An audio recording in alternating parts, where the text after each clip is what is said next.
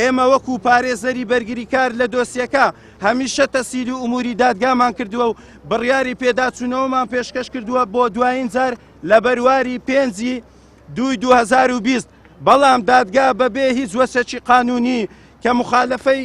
مادە 249 لە یاسای ڕێوشوێنی دادگایی کردنە هەموو بڕیارەکانی دادگا چ بە دادگای جینایەت چ دادگای جوونە شیاویتانە لێدانە لە بەردەم دادگای پێداچوونەوەی هەرێمی کوردستان. داواکاریمان پێشکەش کردووە و تەهمیش کراوە لەلایەن سەرۆکی دادگا لە بەرواری 5/2/2020 بەڵام دادگا ئیمتیناع دەکات لە ڕەوانەکردنی دۆسیەکە بە بیانووی زۆرا و زۆر بە مەبەستی شاردنەوەی ڕاستیەکان.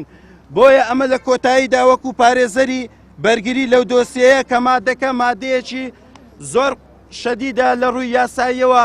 مادە 406 جەریمەکەش جەریمەکی قەتلە ناکرێت ئاسانکاری ناکرێت تۆمەتبار بە ئازادانە بسوڕێتەوە و ناکرێت دادگای تۆمەتبار بکرێت بە شێوەیەکی سەریع و غێر مەلوف کە ئەوە ئینکاری عەدالەتە بە دڵنیاییەوە